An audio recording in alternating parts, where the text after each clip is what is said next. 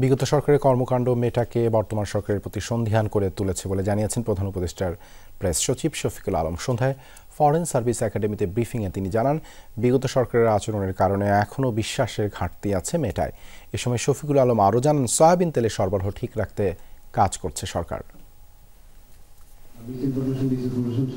সন্ধ্যায় foreign service একাডেমিতে প্রধান উপদেষ্টার প্রেস উইং এর ব্রিফিং। প্রধান উপদেষ্টা এটা করবে যে ইলেকশনটা কবে হবে। প্রেস সচিব শফিকুল আলম বলেন, ভারতের অপতথ্য ছড়ানো নিয়ে মেটা কর্তৃপক্ষের সাথে প্রধান উপদেষ্টার আলোচনা হয়েছে। মেটা জানিয়েছে, শেখ হাসিনার বিদ্বেষপূর্ণ বক্তব্য পর্যবেক্ষণে রাখা হবে। মেটা তো দেখছে যে বাংলাদেশকে ঘিরে কি ধরনের ম্যাসিভ ডিসইনফরমেশন ক্যাম্পেইন হচ্ছে। বাংলাদেশে যারা মেটার হয়ে ফেক নিউজ, ডিসইনফরমেশন, মিসইনফরমেশন যারা ডিটেক্ট করেন, তারা অবশ্যই মেটারকে অ্যালার্ট করবে যে এগুলো হচ্ছে। তারা অবশ্যই মেটা এটা দেখবেন। মেটার এখানে ভালো বিজনেস আছে, তবে অবশ্যই মেটা উইল টেক কেয়ার যে কারা কারা এখানে ডিসইনফরমেশন ছড়াচ্ছে।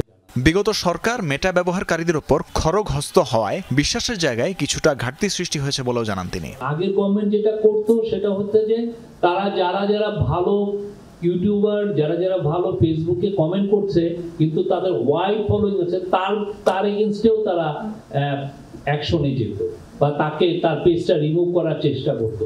ফলে মেটার কাছে এক ধরনের, যেটা আমরা খবর পেয়েছি, মেটার কাছে এক ধরনের ট্রাস্টের বিষয়টা এখানে আছে। ব্রিফিং এ দ্রব্যমূল্য নিয়েও কথা বলেন প্রেস সচিব। জানান, আসন্ন রোজায় সয়াবিন তেলের সরবরাহ ঠিক রাখতে সরকার কাজ করছে। বাংলাদেশি মানুষ যারা তারা সয়াবিন তেল এবং পাম অয়েল যাতে সাশ্রয়ী মূল্যে পান। তানভীর মৌসুম, যমুনা নিউজ, ঢাকা।